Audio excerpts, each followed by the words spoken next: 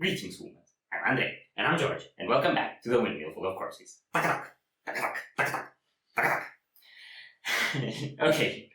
Okay.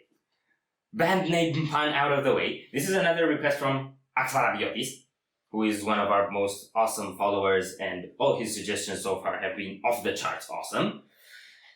The Whale. I think we've heard one song from Takatak before. We have. Remember the title? Yes, I think we have. I'm not sure. So it's not like a band introduction, but kind of like a band introduction. It's the second time we're hearing them. Link to the original video will be below. Be sure to check it out. You ready? Now. Good.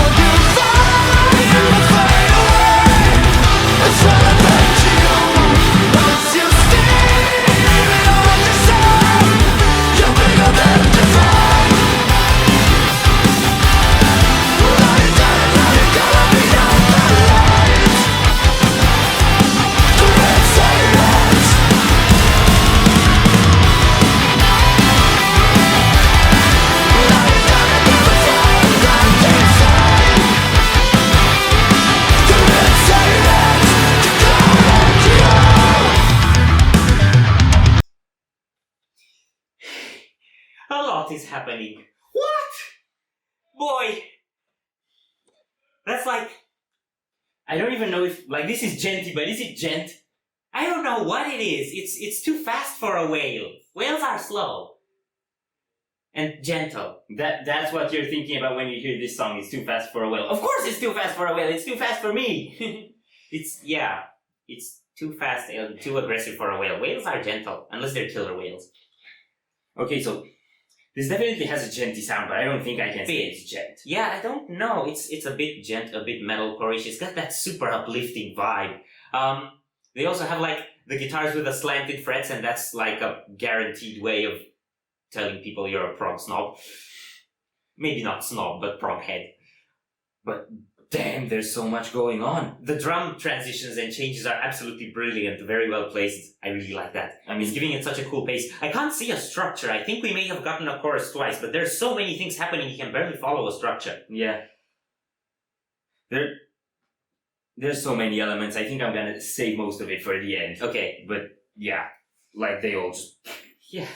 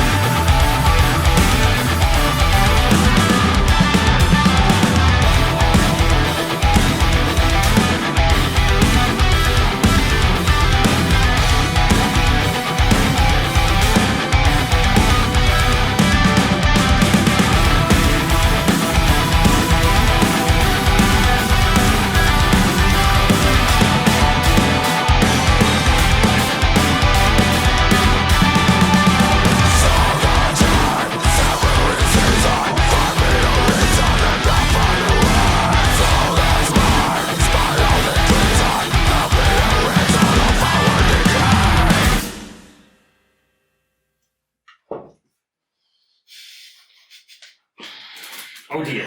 Okay. Oh my god, that was so cool! Oh, holy moly. When we're done with this, I'm sending it to myself from your computer and I'm adding it to all my playlists. Okay. I have a lot of thoughts, so let me try and wrap my head around what on earth was going on here. So first we had like a part, I don't even know if it was verse, chorus, or whatever it was, that was just like really, really groovy, genty, whatever. Then it went into like that mad instrumental bridge section kind of, and towards the end it went all heavy. Yeah, kind of. Okay, so I'd say that's pretty. I kind of have like these three parts. You also of the had song the in my bass. head. You also had the bass bridge in the middle. Well, like in the intro of the instrumental section, yeah. so to speak. Okay. Oh god, how do I break this apart? I don't want to break it all apart. I just have a few things that I want to comment on because there's too much. Well, we had once the bass snippets were done, which by the way. I don't know if you noticed, but this bass was kind of going in unison with the guitar lead. Yeah. So they were like rolling towards that like up-down thing melody at the same time, and then I think the other guitar was doing like a sliced thing on the end, so that was a really cool contrast. Yeah, we can't not comment on the woven web sort of animals as leaders. Yes, definitely. Yeah, like finger picking, whatever, hybrid picking, whatever that thing is called. And also when I saw that, I think, I'm not sure, you're more of a gear nerd than I do, were those 8 strings? Yes, they were definitely 8 strings.